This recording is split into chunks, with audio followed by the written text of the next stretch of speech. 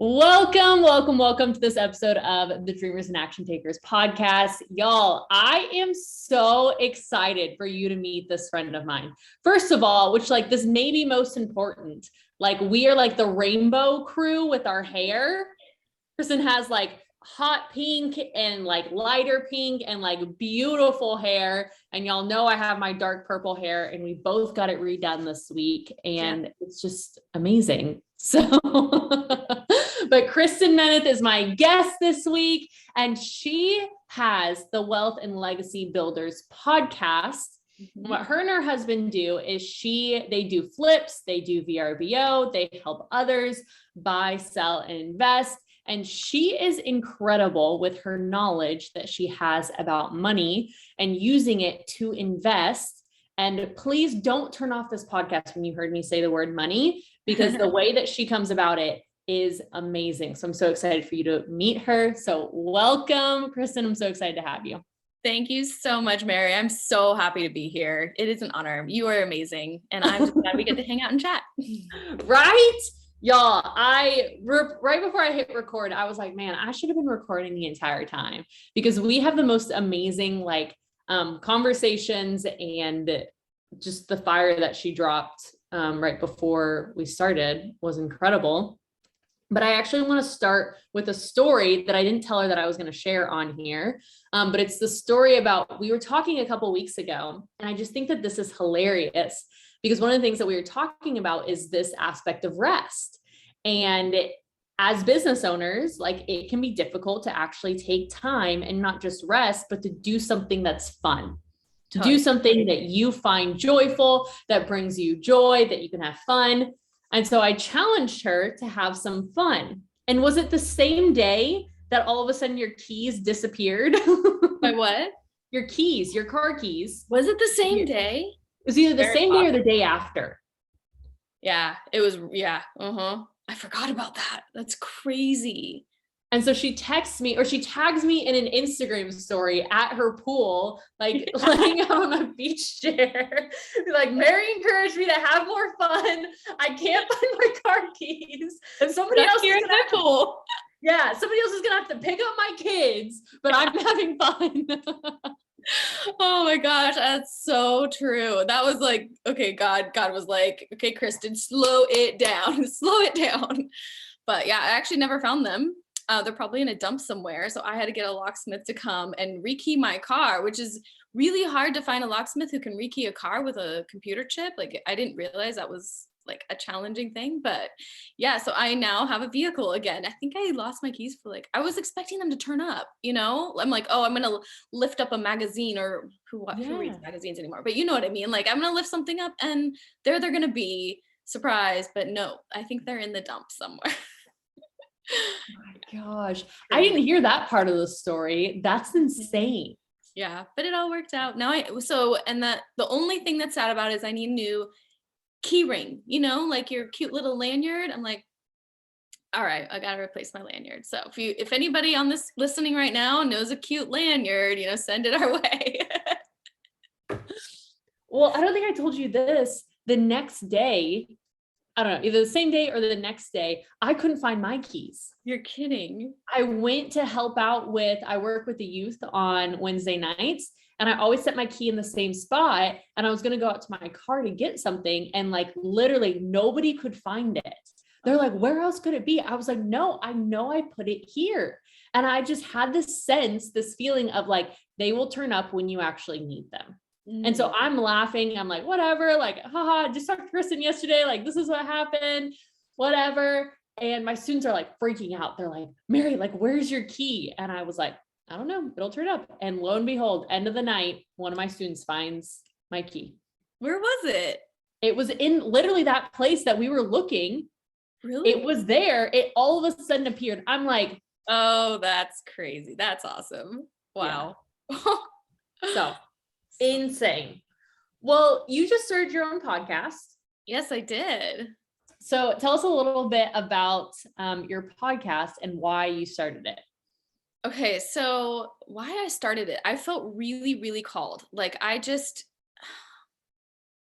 hard to explain, but I needed an outlet to to serve. Like we were talking about serving before we started recording, and I needed that outlet of just pouring into people, like unhinged service, you know, with no agenda. And kind of like it started, I was like, you know, when we talk one-on-one, or when I talk one-on-one with a client or a friend, I'm like, that was so good. I wish the rest of the world could hear that. And not that I'm so inspired and amazing all the time or anything like that. It's just like I think sometimes we lack connection in this day and age. And so we're, you know, we scroll through Instagram and Facebook, and it's like we'll see posts, we'll see reels, we'll see all this stuff, but it's not that deep. And I wanted to be able to pour into people like from my heart, like my soul. And that's really how it started. And I knew like everyone was telling me this is a terrible idea. Like it's a waste of time. You'll never make money on a podcast. I'm like, that's not the point. Like that's not why I'm doing it. And so it really just started. I found it, everything lined up really well. From what Mary knows, I actually, as I started this project, I got like just completely sabotaged, like so much, I would say, spiritual attack. Like my family got hit hard, my finances got hit hard. And my husband even came to me. He's like, this is because you're doing that podcast. Like you're getting hit hard. And I was like, well, that just means I got to double down. Like it's that important. So that's what I did. I doubled down, and it was really cool because once I committed to doing that, things started lining up. And I did one post on my social media and was like, hey, like, what are your guys' thoughts on podcasting? Blah, blah, blah. And so many people were like, is this like, are you like trying to trick us and like sell us something? And I'm like, no, I'm literally, yeah. Well, people are used to that these days. Like, let's do a engagement post and ask a question, but I really don't care about your answer. I just want you to engage with me. You know what I mean? Like they're used to these like, I don't know. And not, some people do it authentically, but some people you can just feel their vibe behind it. So I got some questions like that. Like, do you really want to know my opinion, or is this just for engagement? Like, no, I'm actually really asking. So that was kind of funny, but I'm like, you poor little things, like you're so used to just being sold for like inauthentically sold, you know? Yeah. So, but through that post, it's funny because I have one friend who has had a podcast for about a year, and I thought I need to reach out to her. And then another friend commented, and she was like, I produce podcasts. Like that's what I'm doing right now. And like, let's chat. So I chatted with her. It turns out she produces my friend's podcast. Excuse me. And I was like, okay, well, that's just way too coincidental. So anyway, that all like things just kind of started falling into place. And she's just been such a huge blessing, like so incredible to work with. Our personalities vibe so much. I'm like, all right, next step is you make me like millions and millions of dollars so I can just hire you on full time. You can project manage my business, you know, like it's been so great. But yeah, so I went into it just to serve. And the feedback I've gotten from that is just like overwhelming with like just I'm so grateful this like serving people, really. So yeah. That's incredible.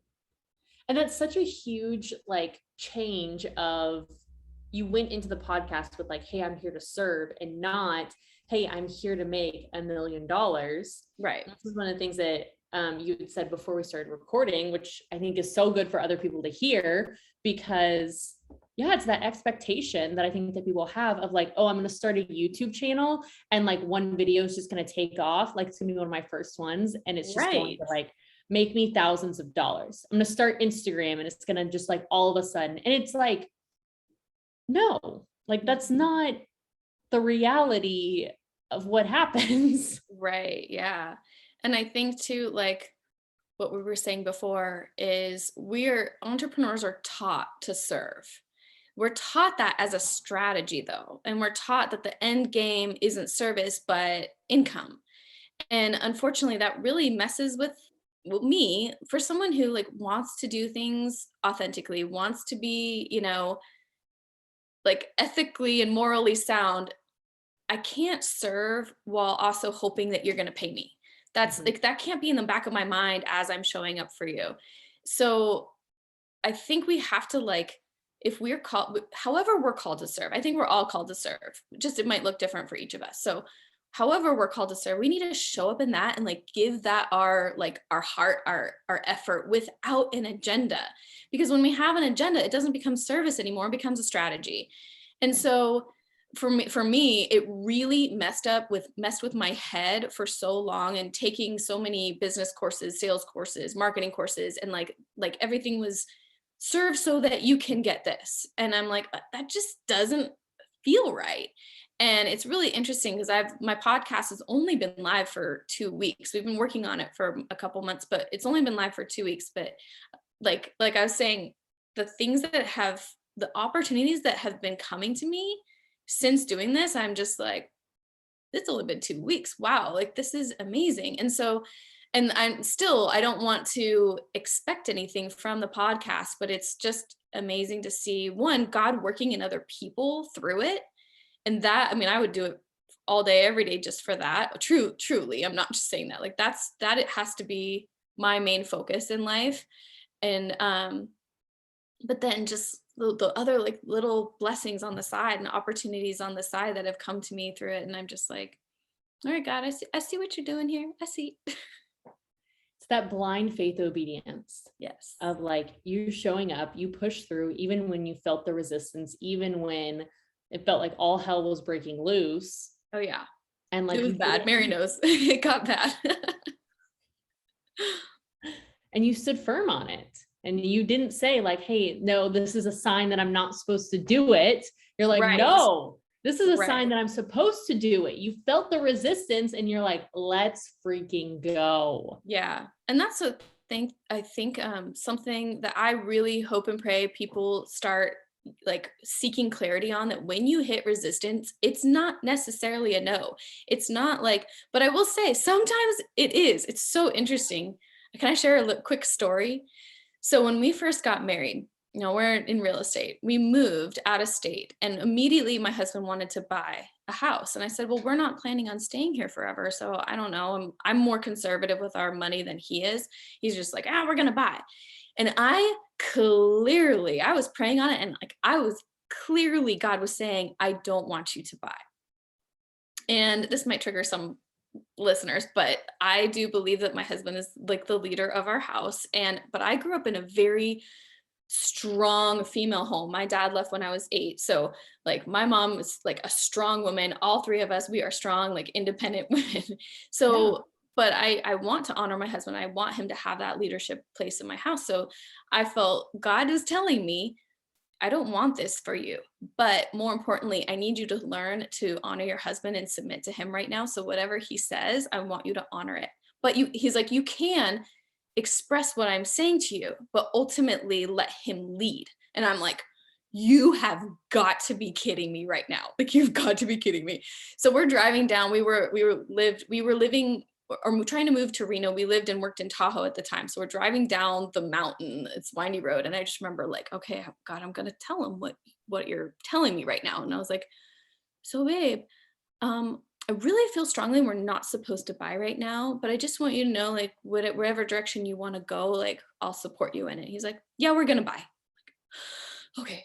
So long story short, we end up finding this house, and the entire time I'm praying on it, we're in escrow, and we are like hitting wall after wall after wall, like, but we're in real estate. So we're working with an agent out there in Reno, and because we're in real estate, these huge issues, we are able to like find loopholes. We're like boots on the ground working this transaction. And I keep saying to him, like, I don't think we're supposed to buy, like, these are signs. And he's like, no, we're buying it. We end up closing escrow and getting handed keys. Guys, the agent says, congratulations. And I was like, God, you said you got me. And here we are buying the house that you told me you didn't want for us. But I honored my husband, and I don't know why I'm here holding keys in my hand. And I was like, okay, whatever. Like, now this is my house. So the house is in shambles. So we start demoing. We're ripping, like, I mean, there was cat poop like smashed into the carpet. There was like that faux, like from the 70s, like faux brick, which is cute now. Like, all the style bloggers have it, but I'm like, this was old and grimy, like avocado green walls and stuff. So we just start tearing stuff out. That afternoon, we get a call from the agent. Oh, oops, we didn't actually close. so don't do anything. Don't move in yet. And we're like, what? We just tore out the carpet. We just tore down the brick on the walls. Like, oh, okay. He's like, oh, it'll be fine. Just the lender is working out some last minute things. I'm like, you handed us keys. What are you talking about? Turns out this was in 2008, June of 2008, when, if anyone knows the real estate market in 2008, it literally, it tanked immediately, like so fast, faster than we've ever seen. Normal, like real estate cycles are normal, but this was like boom. So in the amount of time, the 30 days we were in escrow, I think we were buying it for 80,000. Now the lender wanted to reappraise it and they estimated it was worth 47,000.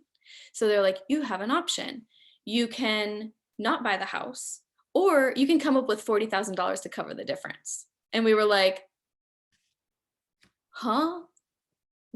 What? No, thanks.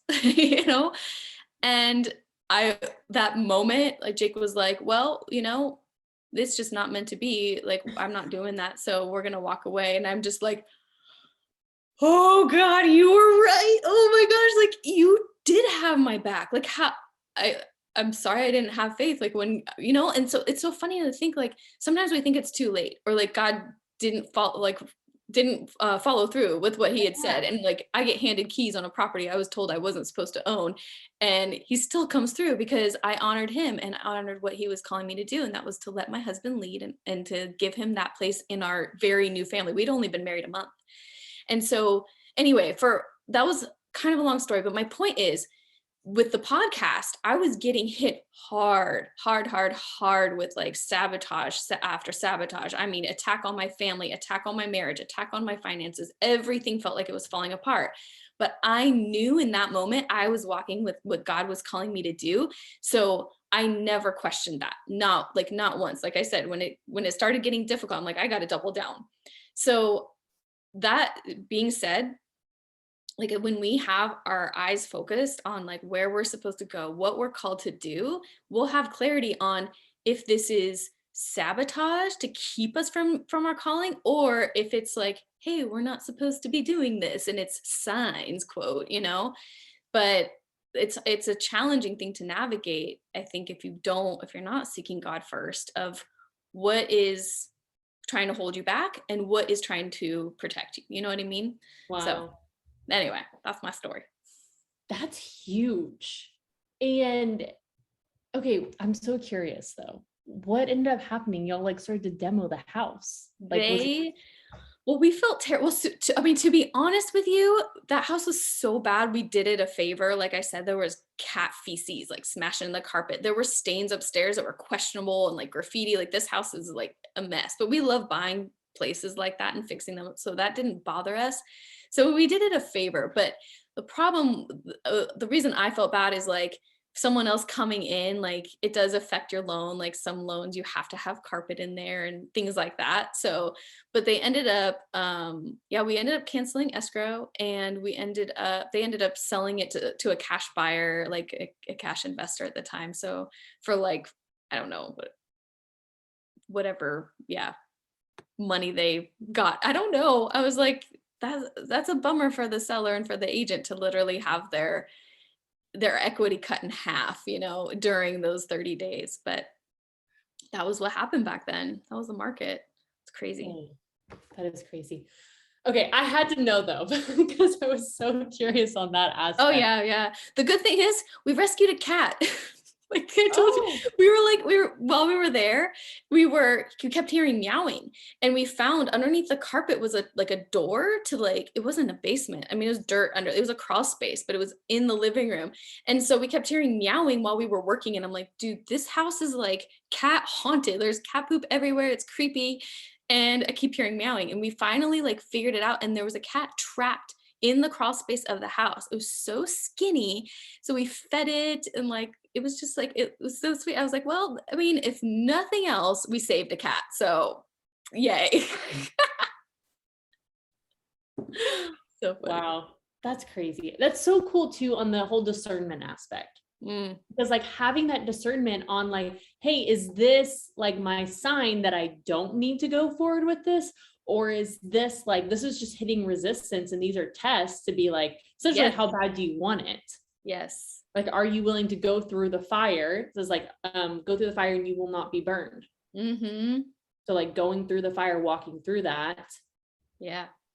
Letting Yeah. yourself be refined. That's why my logo is a flame, because life is hard sometimes, you know, but if you are like walking with God, he will refine you and he's going to give you that clarity. He's going to show you the path. And it doesn't mean you're not going to hit resistance, you know, but yeah, that's why my logo is a flame. I love that. Have you heard, you probably have, but of the whole process of like iron sharpens iron, have you heard more of like what happens when iron is sharpened? No, please tell me. I have heard it, but I would love you to remind me because I don't remember. So I got this analogy a couple weeks ago when I was like, this feels painful. Like it literally feels like there's like things that are like physically coming off of me, like not physically coming off of me, but like mindsets and beliefs and everything. Like these things are coming off of me. These things are being removed and it's kind of painful. And you've heard iron sharpens iron, but when iron sharpens iron, it is heated first. So like going through the fire, and then there are literal pieces of iron that get cut off. I got chills. So it's like, it's supposed to happen that way. Yeah. Mm-hmm. I tried to sharpen a knife a couple of weeks ago as well. And it was like, there's like little knife flakes all over the counter. I was like, oh, I should probably clean these up. Like, you know, don't want this in my food. But yeah, aspect of like, it's supposed to come off. Yeah. It's not serving you anymore. I love that. I love that. I feel like a lot of people right now are going through that. I really do. I feel like this is a time of refinement and what's the word? Yeah, just like you said, like taking chunks of us and tossing them in the trash. And I feel like, I don't know if you feel this, but I feel like he's been doing a work in me for a while now. Like, but I feel like all that work over the last few years is starting to like break away at all the stuff I've been holding on to for like, 8 years. So it's pretty cool. I see a lot of people stepping up and I don't know if anybody listening is experiencing that, where I'll encourage you that, you know, it might take time. That's another thing. It really encouraged me when going through like God's word to see how, and hopefully this is encouraging to other people. It could be discouraging, but I think like God doesn't break his promises, but that doesn't mean he makes a promise and we see it tomorrow. And we are so impatient. Yeah. And we want it now. And we're in this like culture of now. Like I can't even sit for 2 seconds. Like my kids are like at bedtime looking for a book and they take 2 minutes to look for the book. I'm like, well, I'll see what's going on Instagram while you're doing that, you know, because I get bored. Like we're we need to be entertained and we need the now so much. But like, you know, when God promised like Abraham many nations, he promised him his son, he was going to build him this nation. It took like, I think it was 25 years for that son to come be, and he tried to cut corners, you know, and like make it happen other ways. And it's like I try to remember that I just have to show up and like trust. And but I'm not a like, I don't know, this could be, you know, we're called to be still with God, but when he calls us to move and act and do and he needs his warriors, he needs his army, like he needs us to do stuff and to be like a new face of business, a new face of money, a new face of investing, a new face of social media. Like he needs his people. So yes, when God calls you to be still, he called me to be still for 2 years, and it was really hard for me. I'm not a still person, but when he said go, I was always describing it like I am that horse at the races, like behind the gate. I'm like, when you open that gate, God, I am going and I can't wait for it. And I kept trying to like, you know, break open the gate for those 2 years. And he's like, stop it, Kristen, go back, get back. You know, you're just exhausting yourself. It's not time. The race is not now. So, anyway, I just want to encourage other people who may be going through a refinement period that like he's doing a work and it may take some time, but it's his time. And it's like that there's nothing better than his timing. I'm so glad I didn't start the podcast, for example, a year ago, because like my message may have been like, is convoluted the right word, with things that he didn't want me to say, or the people didn't need to hear. And it just, when his timing's right, there's nothing better. Mm-mm. So true. Yeah, in our human brains, it's like, I want it now. So Yeah. I so relate to that. Mm-hmm.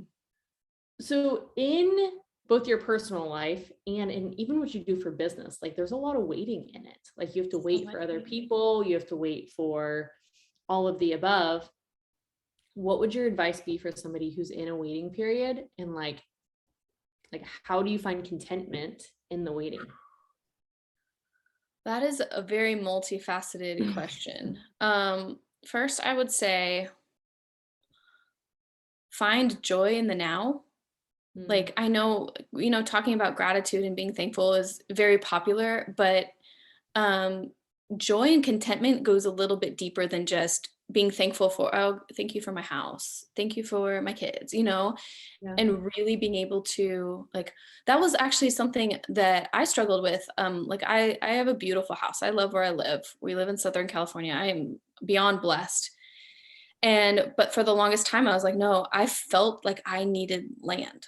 I don't know why. I just felt like I need land. And I was so unhappy and so ungrateful. And I felt like very lovingly, to be honest, but I felt God just kind of like slapped me across the face one day, like, child, what are you doing? Look around you. You live in a gorgeous house in Southern California. You have a pool that looks like a resort, and you're complaining and you're ungrateful. Like, do you want me to take it all away? Like, I was like, oh. And so I think so often when we're in that period of expectation and waiting, it's really like we have our eyes focused on what we're expecting rather than focus on, all right, here's where I am now. How can I be faithful with where I'm at, with the relationships I have in my life, the money in my account, or the money not in my account, or the money maybe coming in my account? How can I be faithful with what I have today? What is God calling me to do with it right now? And maybe that is just resting and being still. Like a lot of us, it might be that because our culture is hamster wheel hustle, like super toxic hustle culture. Yeah. So, but finding like that joy, and honestly, what I do a lot of times when I feel, and you just feel like your chest gets like heavy, your shoulders are all tensed up, and you're just like, I am not okay, something's off. I'll actually pray over the fruit of the Spirit, like love, joy, peace, patience, kindness, goodness, faithfulness, gentleness, and self-control. And when I do that, God's always like, that's the one. You need that one. You need to pray for that. And I'm like, oh, usually for me, it's patience. That's not my strong suit. Sometimes it's like all of them. Sometimes it's like you need like 5. But it helps me bring more clarity to where I'm at and how I can realign with where he wants me right now. Excuse me. So, I totally am spacing on your original question as I tangent. How do you find like contentment in the waiting? And I think that you answered it. Okay. Yeah. So that would be, it goes beyond the gratitude and beyond the just being thankful and really, really being content with what he has, and trusting that he's going to provide. Truly trusting that. It's good. Mm-hmm. I feel like when I am able to be content though, like in every situation, it's like, yeah, there was a situation recently that I was like, God, I know I heard you correctly. And like, this isn't here yet. And I thought it was supposed to be here now. Mm-hmm. And I feel like now it's a time of like, am I going to be joyful even when it's not here yet? Yeah. And a couple weeks before that, I had a deal close and I was like on cloud 9. I was so joyful. And there's power in rejoicing when these things happen. I was like, oh my gosh, this is amazing. And then they ended up backing out last minute. And it was like, felt like it was a test for me of like, I literally asked while I was in that joyful space of, am I only joyful when something good happens? And then the next day, that's the message I get. And I was like, all right, well, what am I going to choose? Mm-hmm. Wow. That's Yeah. good. See, and that's something that I think so many people need to grow into is being able to have self-awareness and self-reflect. And so many times we project that onto another person. You're making me feel this way, or our circumstances, it's making me feel this way. And we value our feelings about what's going on around us more than anything. And it becomes like an idol. If I don't feel good, then everything's terrible, you know? And I think sometimes, like you were saying, being able to be the person who self-reflects and has the self-awareness to say, okay, that didn't work out the way I wanted it to. I feel crushed. Can I be the person who praises and is joyful and all this, like, in the hard times? And so I think that's awesome. And I think, unfortunately, I think it's rarer than not to have the ability to have self-awareness. Most people are afraid of it because we're afraid of what we're going to find. And if you can just admit that, I mean, I love myself. I have a lot of self-love. I am God's creation. I'm made in his image, but to some extent I'm just trash. And if you just like expect to know, like, hey, it's not going to be awesome when we self-reflect, but that is the only place where you can grow from. Like, you have to have self-awareness to grow and to be better and to be used in a better way. Like, you have to start there. And I think too many of us want to cover up and hide our flaws and our, even from ourselves. We don't want to admit that we're not good enough or perfect, Yeah. Cause that takes self-reflection, and that's not, it's painful. it's painful. Yeah. But there's so much beauty in it. Because when you come out, like the refinement thing, I mean, when you come out the other side, you're like, oh, that was good. It was good. Yeah. It's like, just keep walking through it. Yes. Don't sit down and just like accept, no, like you're not going to stay there forever. Keep walking, keep going. If you pull yourself out of the fire too soon, you're just going to be an ugly blob of metal. It's not going to be pretty. Yeah. It's so true. I feel like we could literally have like a 4-hour podcast of talking about all the things. Yeah. But if people do want like a longer, 4 hours worth of content or more, where can they find your new reels? Because you're on the reel train. And I am. So on Facebook and Instagram, you can find me at, it's Kristen Meneth. A little bit hard to spell, KristinMenath. And then my podcast is on Apple, Spotify, and Anchor, and it's the Wealth and Legacy Builders podcast. I love it. And we'll link both of those below. And y'all, I highly recommend you check it out. She has some amazing tips about literally wealth and legacy, but like what you can do right now and like that mindset. And she makes things simple. Like I was telling her right before we logged on, one of her reels popped up on Instagram and I was like, oh, this is fire. This is so good. So she makes it simple, breaks down concepts that for me, at least, were very complicated by other people. And I really appreciate it. So thank you. You are so welcome. Thank you for having me, Mary. You are just one of my favorite people, and I'm so blessed to be here. And yeah, make sure if you're not subscribed to Mary's podcast, subscribe right now and go follow her on everything. Cause you are literally like, I stalk you all the time. I'll be bored. I'll be like, what's Mary up to? Let's see what's in her stories. You give so much of yourself and so much good content to everyone. So yeah, if you're not subscribed or following Mary on all the things, go and do it. Cause she brings it for sure. Just having fun. We get to have fun with what we're doing. So thank you. I need more fun in my life. So this is perfect. This is perfect. She's teaching me about building this legacy, some wealth, like different mindset, teaching her how to have fun. Like it's a great combination. It sure is. Yes. I love it. Well, thank you. Y'all definitely subscribe. We have the links in the show notes below.